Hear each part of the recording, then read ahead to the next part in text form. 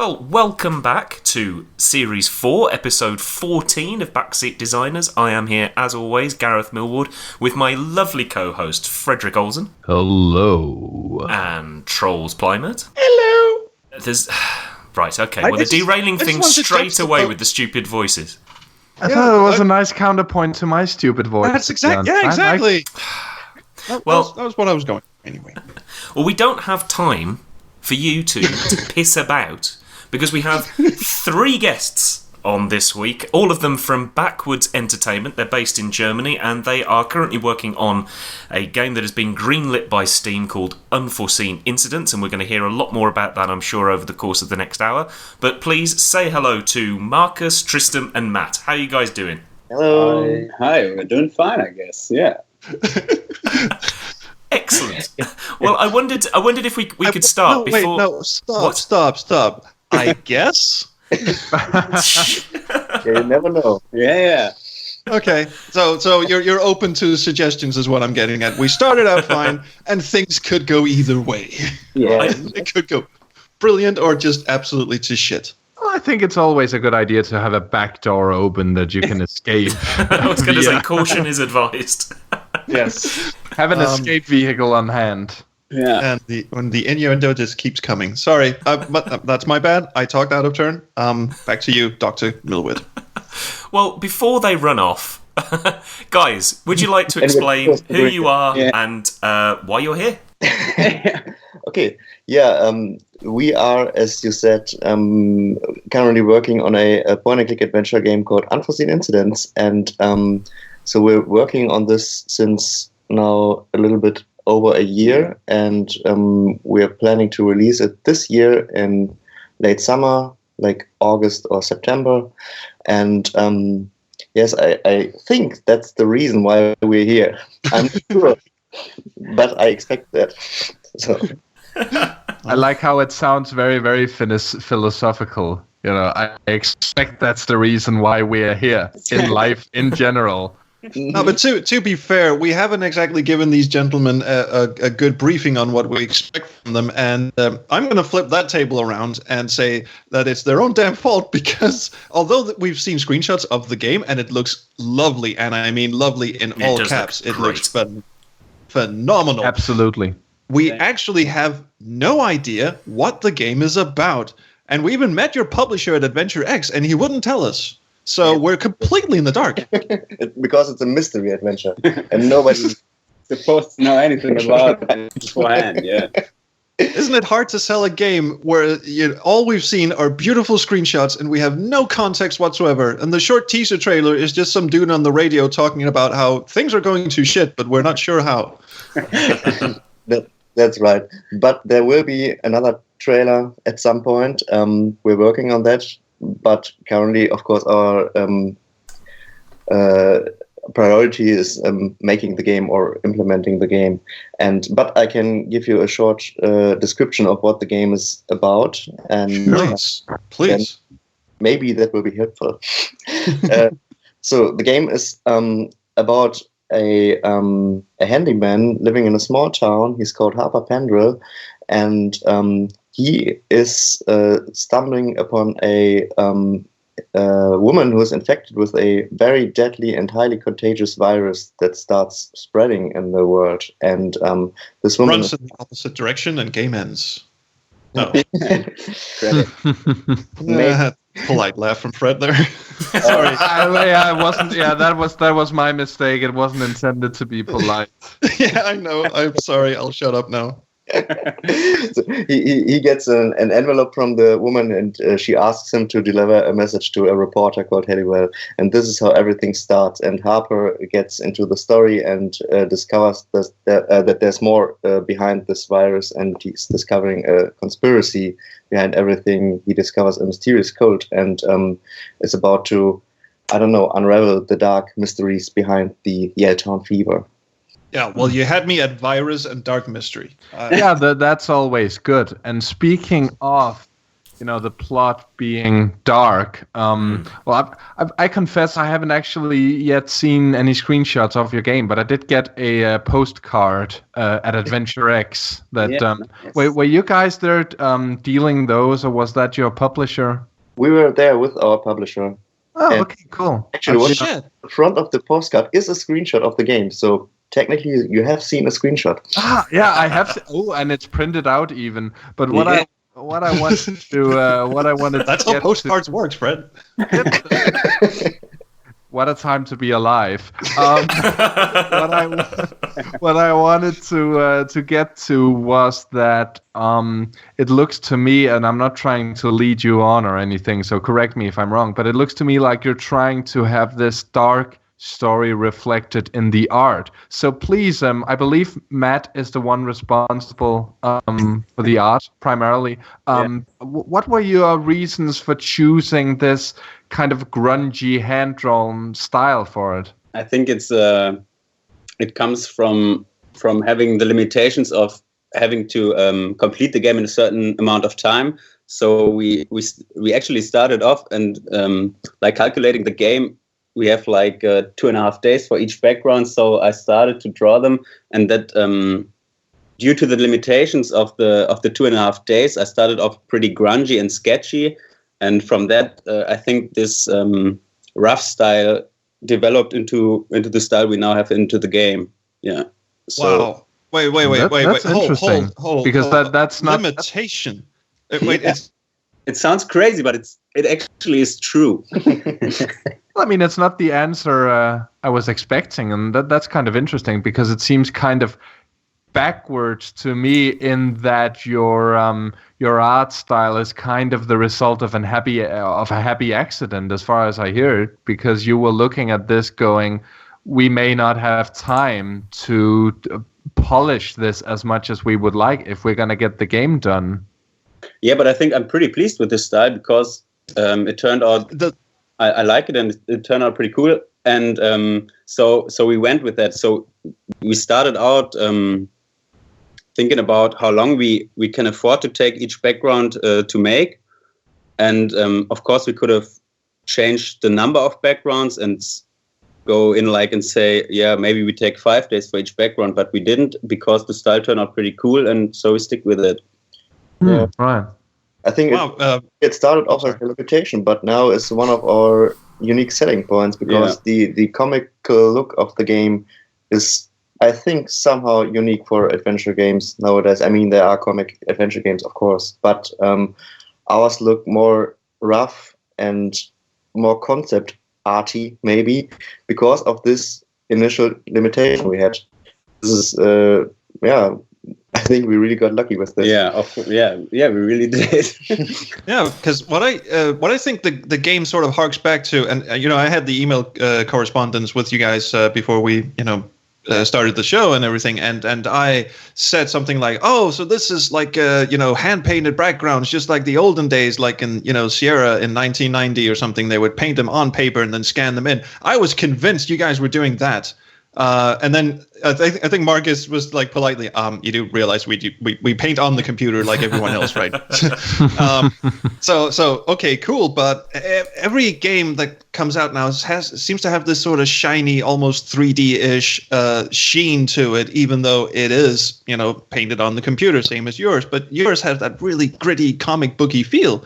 And I just thought it was such an interesting throwback to the games of old where you would, sketch it on paper and scan it in. And I think that's yeah. really And sometimes your mind fills in the blanks, doesn't it? I mean, people have been, I wasn't among them, but some people have been complaining about stuff like the Day of the Tentacle remaster because now everything is so clear. Whereas in the old days, you would have like chunks of pixels that you could kind of, your mind would kind of make it into something else, what's hiding there in the shadows. And now the remaster answers that absolutely nothing. They were just shadows, so I agree completely with what Troll said. Did you ever consider any kind of other art style? Because there is a huge retro pixel art movement these days, like with Thimbleweed Park. Did you ever consider going in that direction?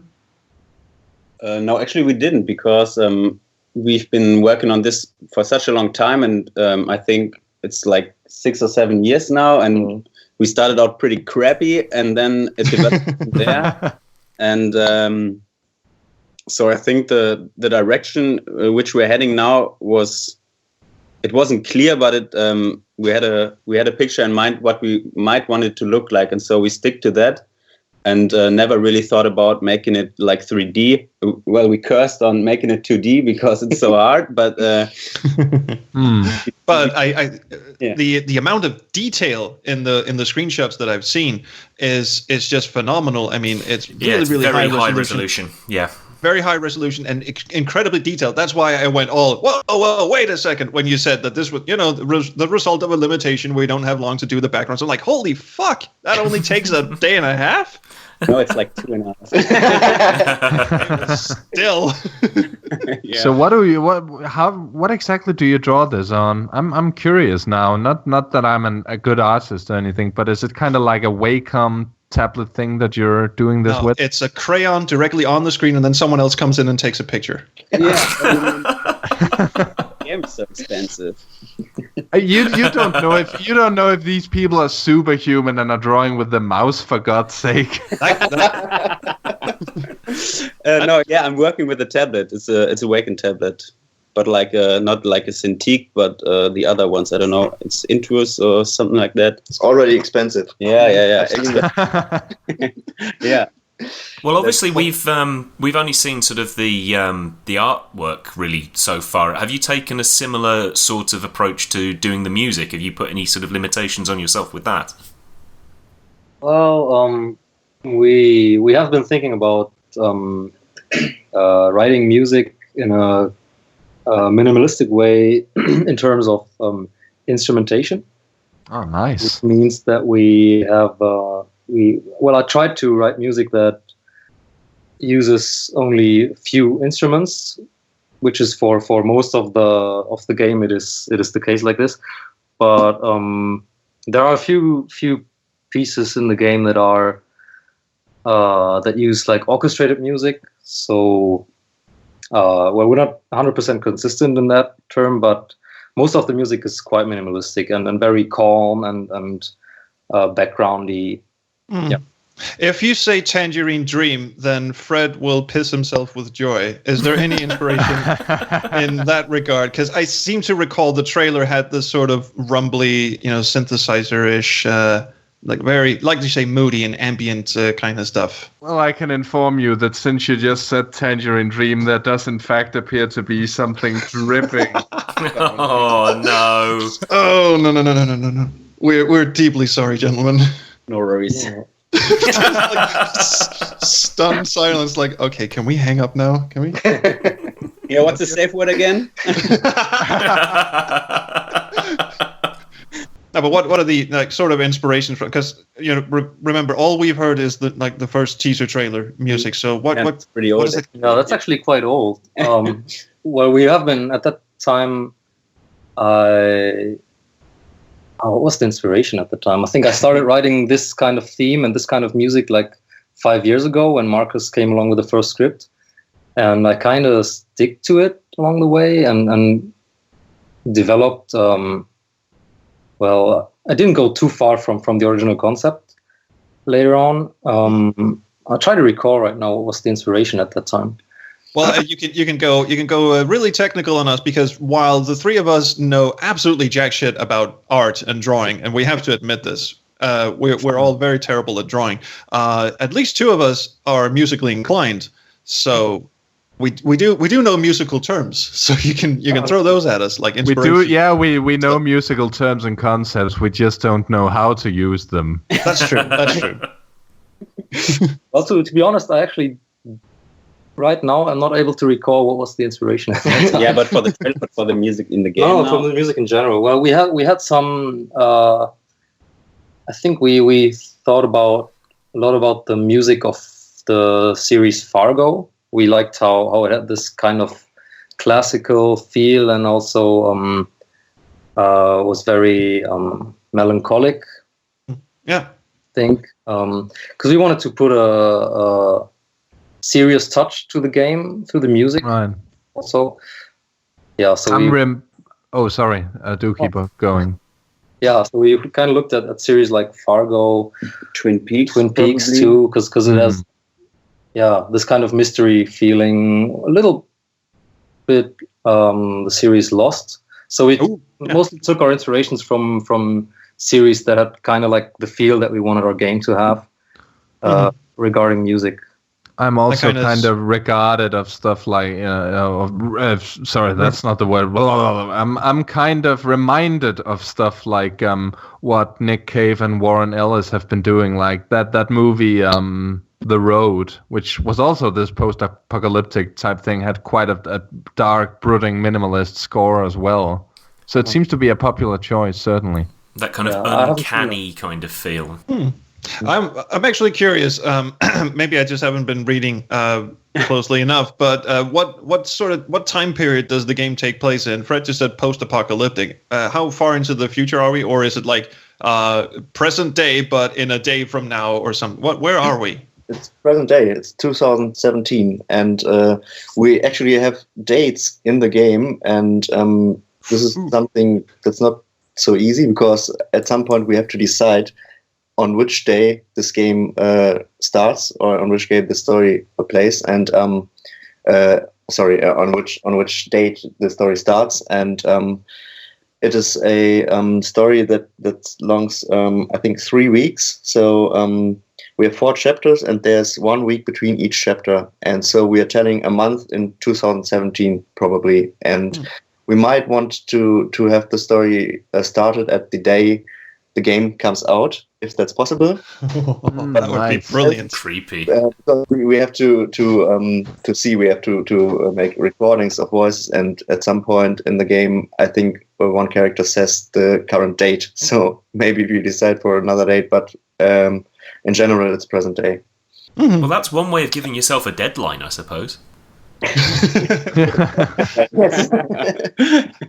Yeah, I was actually quite impressed that you said that you like started seriously working on the game a year ago, and you plan to release this year. And then later on, of course, you said you'd been working on it for 7 years. But I got the impression that you were really buckled down and got into it a year ago. Yeah. And a 2-year development time is pretty damn good for an indie game. Is this your first game? Yeah. It is, yes. Oh, nice. And remember, we're not done yet. well, no, but I mean, you look at seasoned veterans like Ron Gilbert and Dave Fox and the Thimbleweed Park guys, and they were supposed to take 1.5 years, and they took 2 years, and these are people who've been around the block. So for you guys to get this done in 2 years with as much fantastic artwork and all the stuff you're describing, hats off to you guys. I mean, shit. Yeah, thanks. Yeah, remember, we're not done yet. Yeah, it's been a crazy ride so far as well. So. But it's actually quite interesting that you're, on this show as newcomers, and this is your first adventure game, because most people we've had on here have been in games for a while. We've had a couple of people who haven't yet released their first game, but most of them are like, if not veterans, then not exactly new to the game. But what do you feel that you're able to bring into this game, Unforeseen Incidents, as newcomers? What's your spin on the adventure game genre?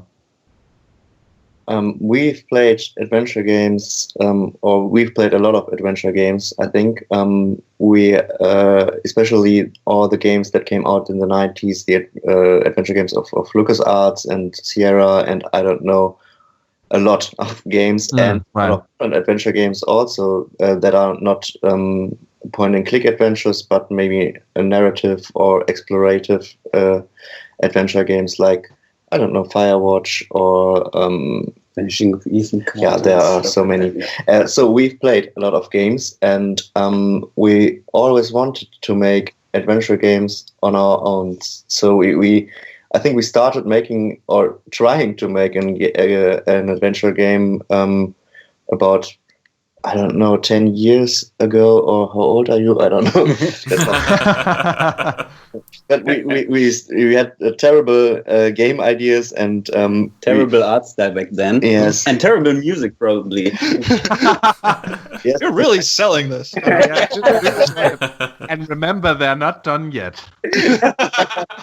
So we have been working on terrible stuff, and we restarted again and again. And the first initial idea for Unforeseen Incidents is already 6 years old, and now we're working on it since a year. But as you've mentioned, we've never released anything. But at least we had a lot of attempts before, and this is not the first iteration of a game idea. So we've been trying things, but and we've seen things in adventure games and in other media like TV shows or just stories, books. I don't know, and we're trying to get all of this inspiration together in our own game and see what comes out. We don't know what happens, and we can't say if people will like it. I appreciate that people like the art style and the music if they hear it, but we have no idea if they like the story or if they like the puzzles or the dialogue. I don't know. At least we have a little help from someone who already released an adventure game, and I know that you know him. Alistair Beckett-King is a writer, and he is helping us with the story and the puzzles, and of course the English dialogue. He edits my bad English into real English, and so we have feedback from Alistair, and we have feedback from our publisher, and we have feedback from our testers, and we hope that in the end we will be able to bring something out that people can like. Well, I think it's a testament to how well you've built this world, that we know so little about it, and yet people are really intrigued and interested in it. So if you do nothing else, even if the game and all the puzzles are rubbish, you've created this great world. So hopefully people get the opportunity to play it soon. And I've never heard of someone building this kind of buzz around a game where you know next to nothing about how it actually plays and you know what kind of puzzles are in it and such. And I mean, you attracted a publisher, Application Systems, who also published Nelly Kudelot, are publishing your game. You must have told them something that make them go, okay, we should probably publish this. And if it is just as simple as writing them a note and asking them for money, we should definitely do that, Trolls. Yeah, we should do that. But I mean, the idea that you can keep such a tight lid on it in this current climate where everyone is, always hungry for more screenshots and more data and, Kickstarter backers and all that, you have to be constantly updated. For you to just lock yourselves in a room and then 2 years later come out and go, by the way, here is a game. Yes, you will like.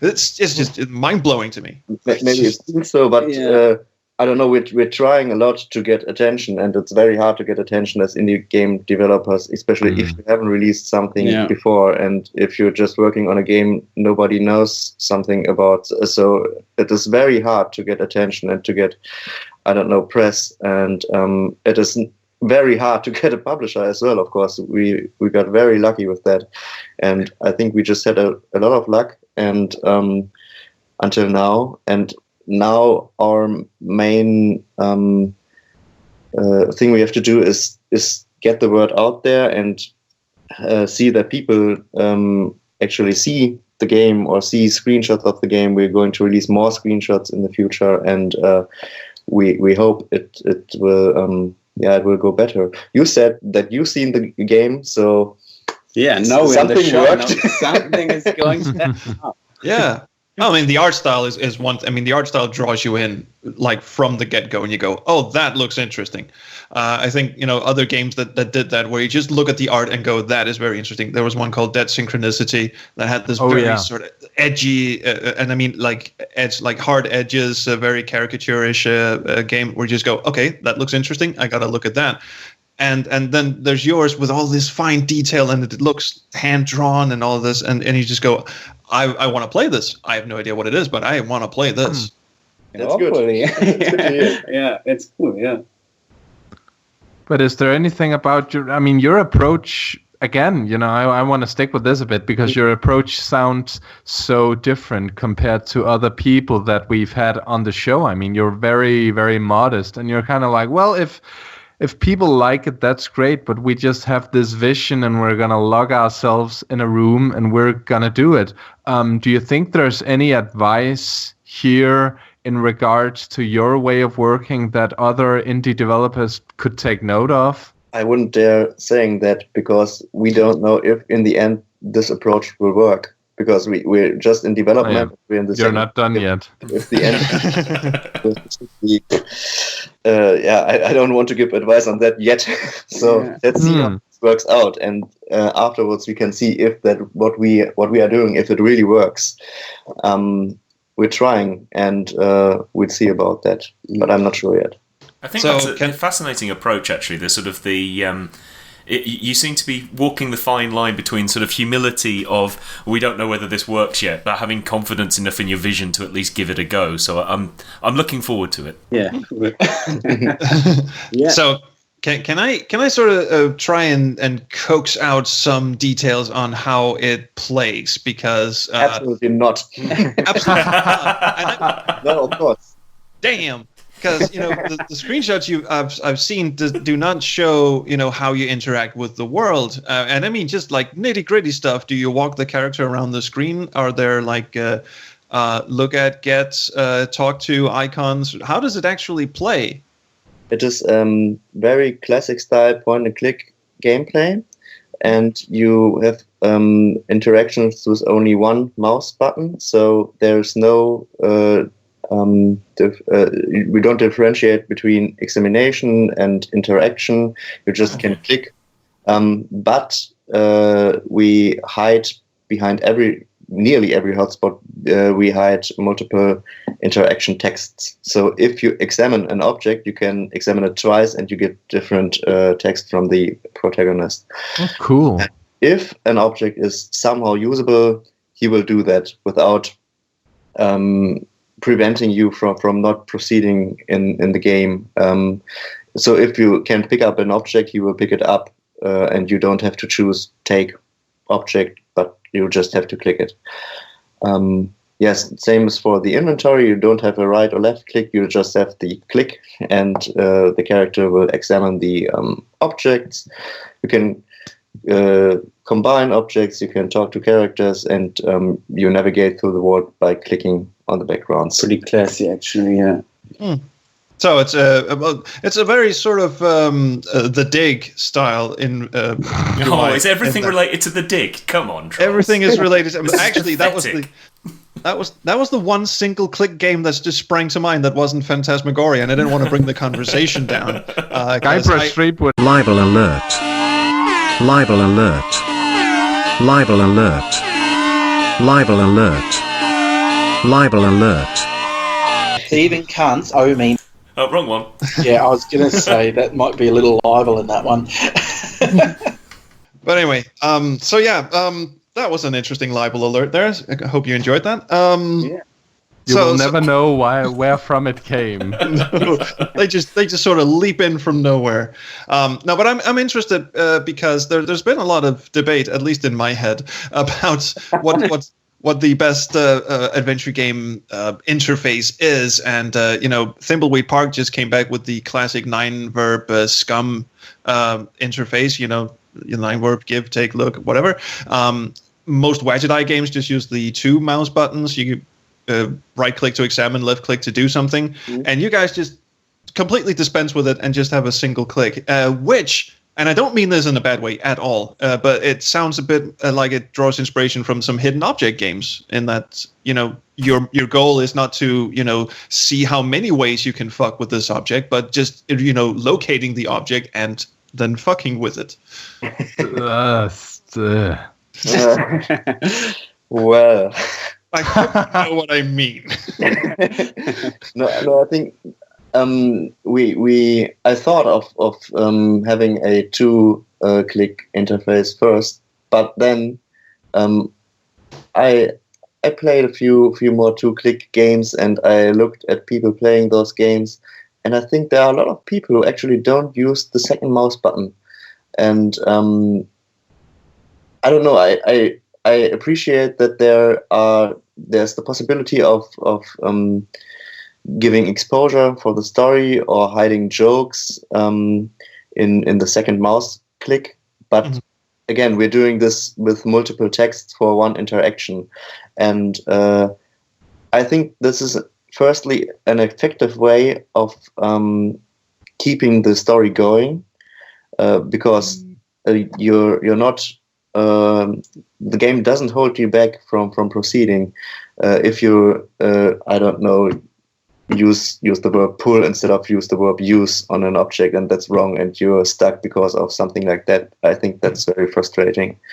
And I think this is one of the things you could say what's a modern approach to this game, because despite it's a very classic gameplay, we somehow try to make a game that focuses on the story and not necessarily on the puzzles and not necessarily on preventing the player from proceeding in the game.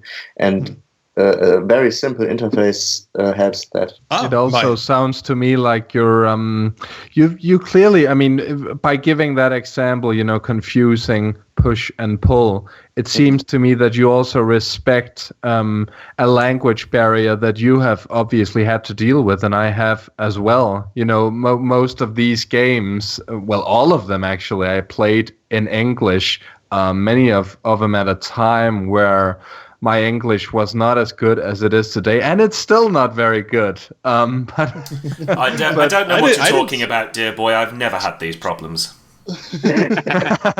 but is there any truth in that you're trying to do something that is so simple universal? enough? Universal and simple enough for someone to kind of get it, even if English may not be their first language. Or is there a shit ton of dialogue when you click something? There is a lot of dialogue in the game. There you go. But I think it's not about the language, but more about if players play the game who are not experienced adventure game players, I think especially those kind of players don't use the second mouse button or that have no use in the whole game. They just click on objects, and it makes the game more accessible to new groups for audiences. So not really language as a human being on planet Earth, but more like what are you used to as a gamer? I can hear, because you mentioned Firewatch earlier, and I hear that I sort of hear some inspirations from the walking simulators, which again I love walking simulators, absolutely do. But we could have never guessed that if you hadn't told us, trolls.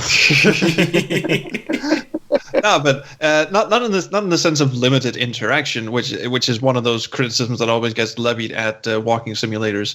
But just in that interaction and getting stuck on puzzles and something is not. You want people to get through the game. Loom being, I suppose, an even better example than the Dig, where you basically only have a single-click interface, but you still have this great expanse of a story. There's still room for puzzle solving, but the story is more important than brain teasers or getting stuck and getting frustrated and all that. Mm-hmm. Yes, but at the same time, our puzzles are not easy. I think the puzzles have a difficulty level that is comparable with Monkey Island 2 hard mode, for example. But we have a lot of hints hidden in the dialogue and hidden in the interaction text. So we do not want players to get stuck, but players might get stuck, but they just have to look around and talk to characters, and they will always find hints that will help them proceeding in the game. And that is currently something we're focusing on. We're right now testing the first chapter of the game, and we will test the other chapters as well. And we are looking if people get stuck at some point in the game. And if there are points in the game where almost all testers get stuck, and we had two points in the first chapter. Yes, in the first chapter. then we edit the texts and we put in new hints so that people don't get stuck in the game. Yeah, I mean, I think that's one of the things that does turn a lot of people off from time to time, is that one of the great things that adventure games can do is sort of give you a feeling, which is obviously something that you're focusing on, but sort of tell a story as well. And if the puzzles are so opaque or completely, they're just things that people aren't going to get, that can turn people off very, very quickly. So I'm glad to hear it. And all the puzzles are pretty logic, so they're like puzzles that would work in the real world, and it's not this point and click humor style of puzzles where like the infamous monkey wrench puzzle. Oh. So you'd have to use a real wrench to get. Just for my sake, just something I want to ask, and you don't have to give any specific, just a yes or no question, really. We are talking, leading the witness, Your Honor. Yeah, kind of. But you know, the reason I ask this is because I suck at games like Siberia and Seventh Guest. So I just really want to know, are these like your standard type of objects, inventory, puzzles / dialogue options, or will there be, sort of, pull this gear and make this lever go this way kind of logic puzzle bullshit in it? You're asking an A or B question and you want a yes or no as an answer? Second language. Hashtag journalism. Yeah. Never mind. Don't listen to me. Just focus on the British dude. Hello. I was just wondering if you were worried that the story might get spoiled. So, what question am I answering right now? I would say, as the third party, answer the question that you can actually answer, because it is phrased in such a way that you are allowed to answer it. Okay. The puzzles. I think there are different styles or different types of puzzles in adventure games, and I don't know if I know that there have been attempts to categorize types of puzzles in adventure games. For example, object puzzles, like combining one object and another object, or combining objects and hotspots, or dialogue puzzles, which are only within the dialogues, and I don't know, other puzzles, mechanical puzzles, maybe. And I think we have all kinds of puzzles in Unforeseen Incidents. We don't have too many object-based puzzles.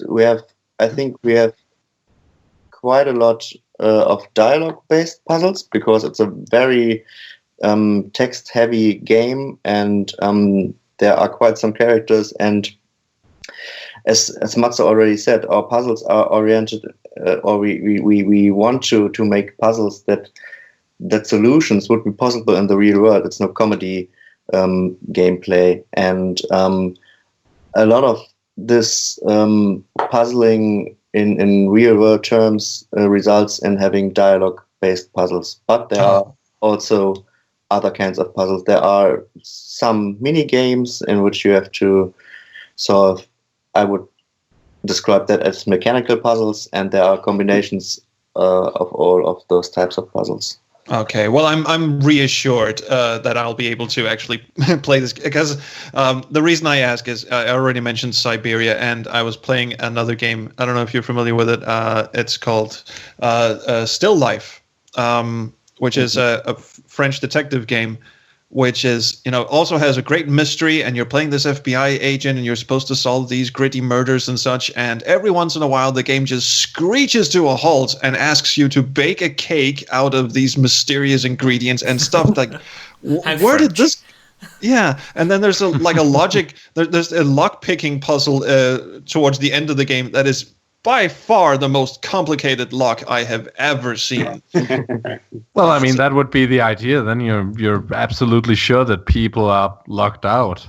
Yeah, it's a lock for this fucking tool shed, and it's like, okay, you really don't want people to go in this tool shed. Yeah, I mean, maybe there's some... do you have any idea what power tools cost these days, trolls? And they're dangerous. You don't want kids getting in.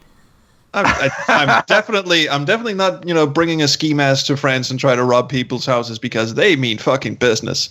So I have complete faith in you, gentlemen, that you are not trying to make me feel more stupid than I already do. So based on those sorts of stories, then is this a game about human interaction, about human relationships? Because that is one of the things that we find in a lot of sort of epidemic situations, that it's the communities that grow around these sorts of incidents that are a really big thing. So is that part of what you're trying to do? I'm thinking about this, but I don't think that's the focus. No. Okay. I think it's the main thing is finding out about the conspiracy behind this virus, and maybe you could describe this as kind of a detective game. At least in the third chapter, you do a lot of detective work, and in the other chapters, you're kind of approaching this, and so I wouldn't say so. No. Okay, fine. Okay. I'm wrong. Well, and I really commend you guys for keeping such a tight lid on the mystery that is obviously of great importance to the story, and I can't wait to find out what it is personally. But maybe the thing is they don't actually know because they're unforeseen incidents, and they're not done yet.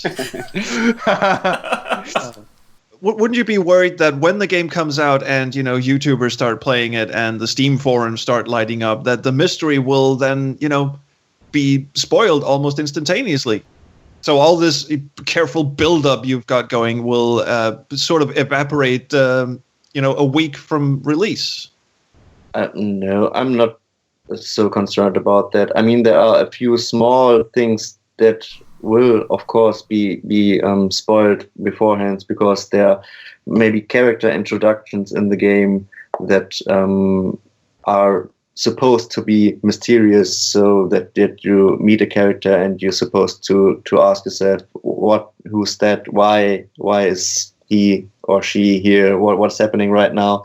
And when the game's out and you are able to see screenshots or read reviews, you quite possibly will have already seen or read about some of the characters if you looked at that stuff.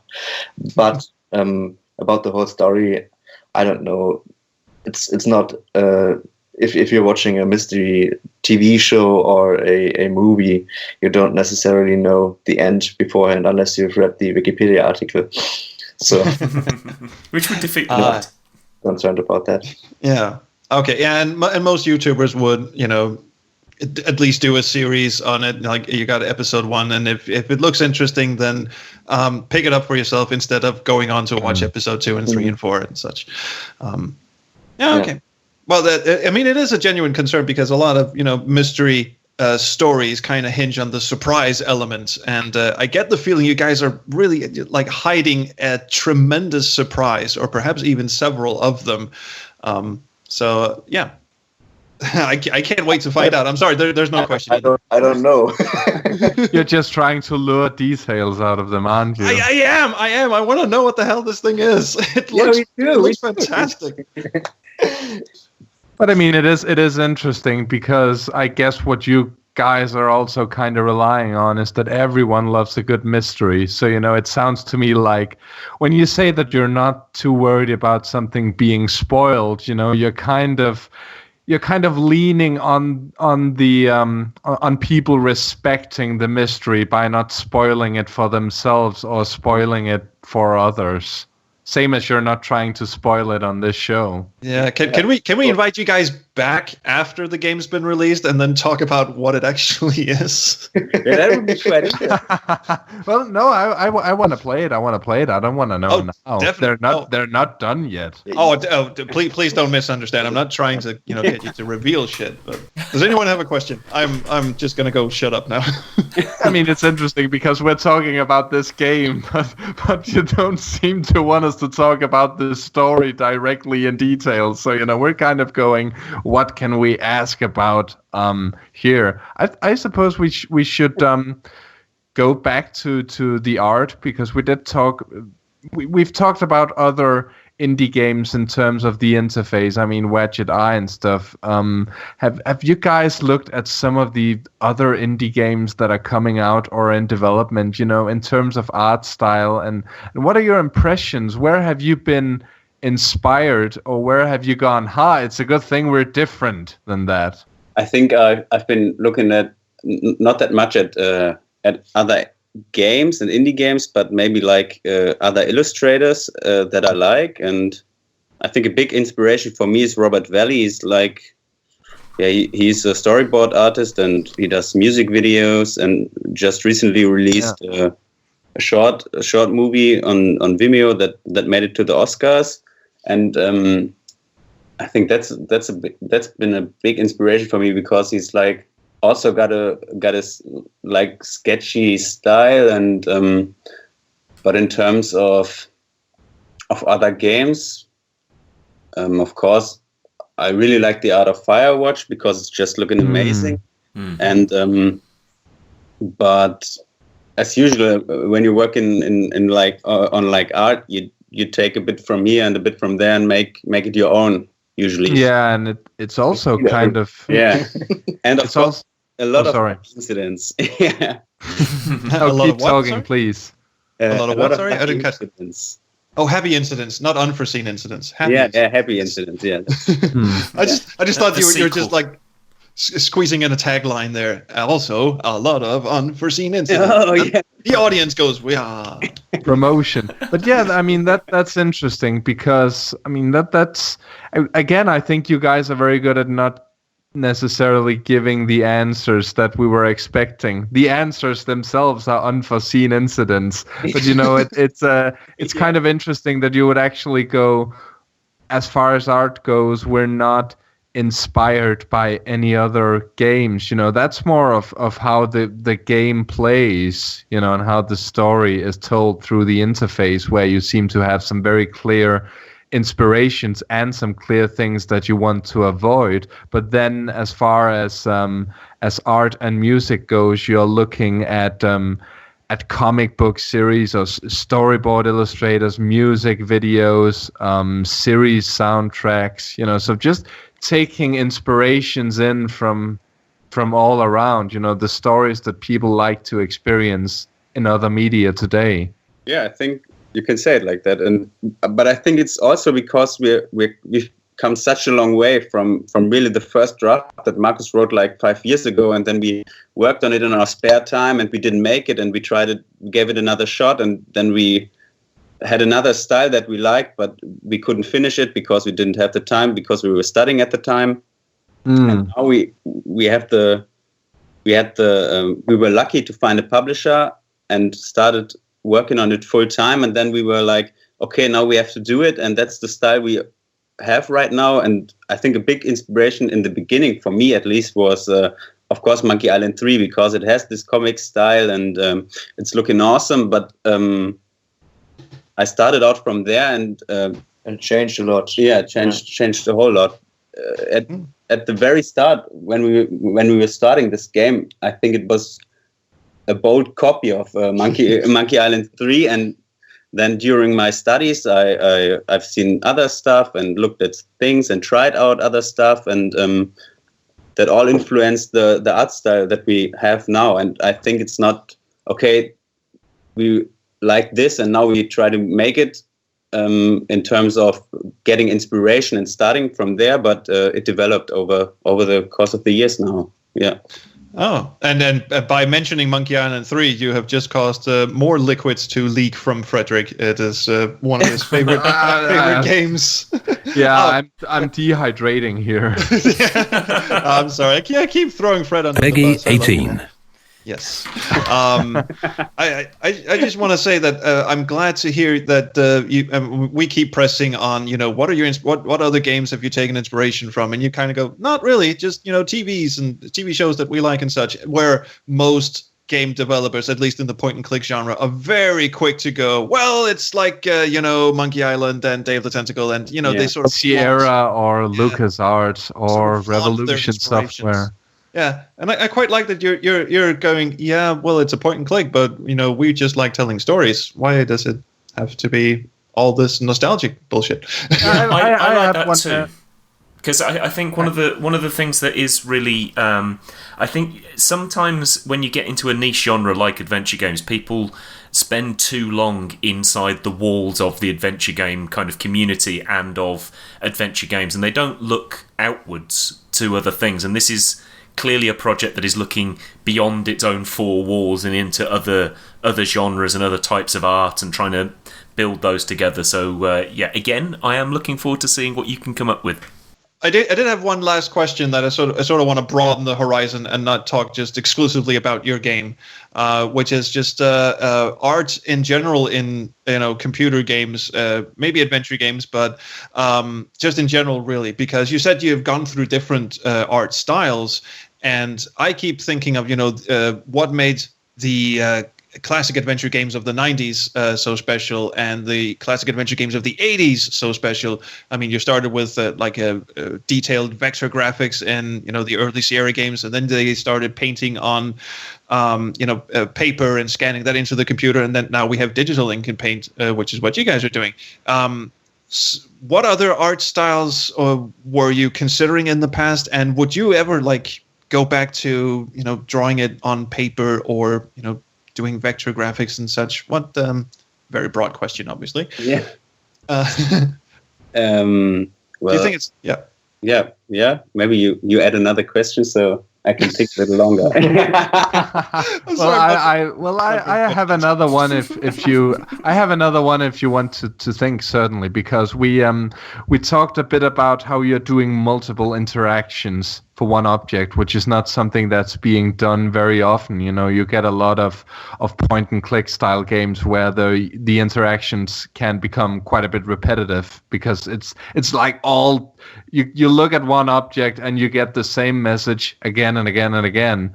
Do you have any other places where you see this game as trying to break new ground?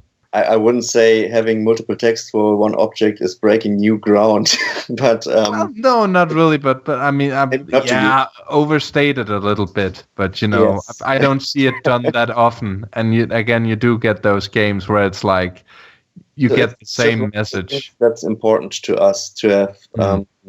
To not always has the same text when you click on stuff, because that would be boring. And there are other things that are important to us. One thing I already mentioned that is very important to us is not impeding the player from proceeding in the story, which we try to realize by having hints in the dialogue and hints in the examination text from the protagonist and hints in the world and the background art, maybe.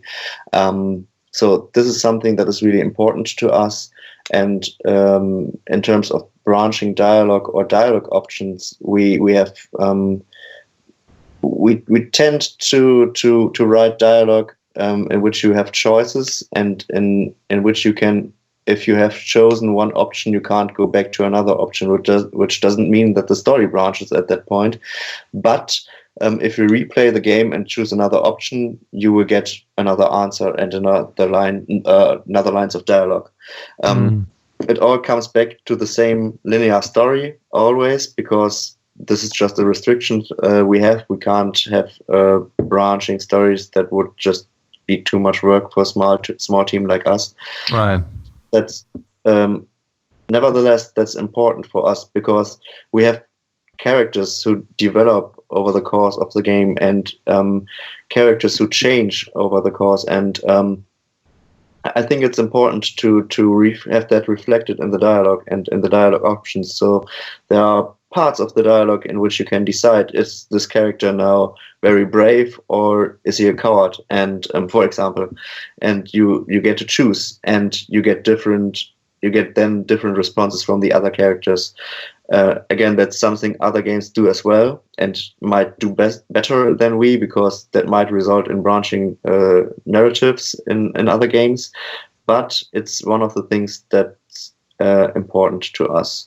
Well, at least it gives some flavor. At least it doesn't. I mean, because most adventure game characters seem to suffer from short-term amnesia. You can walk up to them and just start a conversation as if they've never met you before, and you've talked to them for a million times. So I'm very happy to hear that at least in the dialogue, the characters' attitudes will reflect the choices that you've made during the game. Applause for that, sirs. Very good.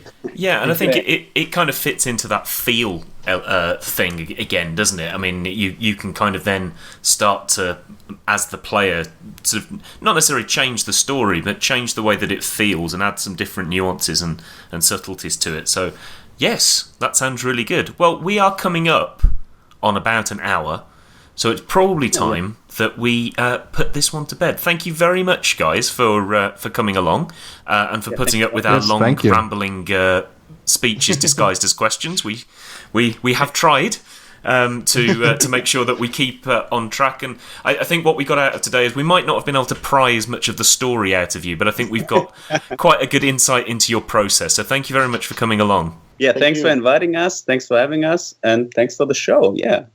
So, and you were very, very courteous and very, very, let's say, polite about. Please stop asking about the story. We can't reveal any of it. So, yeah. Yes, you've obviously been media trained. Yes. Yeah. So, is there anything you guys want to plug? Anywhere that people can get a hold of you, or even pre-order the game? Is that a possibility at this point? I don't think you're able to pre-order it yet, but you can visit our homepage and follow our newsletter on backwoodsentertainment.com or backwoods-entertainment.com or unforeseenincidents.com.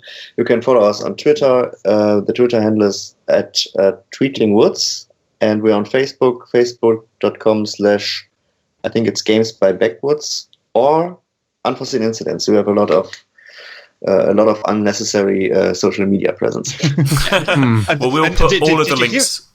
Sorry, Charles. Did you hear how quickly he got through that? I mean, we've rehearsed our ending spiel like a million times, and it still takes for fucking ever. That was just like snap, snap, snap. There you go.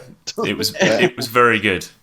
Well, you can find all of those links that have just been given to you on our website at backseatdesigners.com. You can also find us on Twitter at BS Designers. We've got a Facebook group.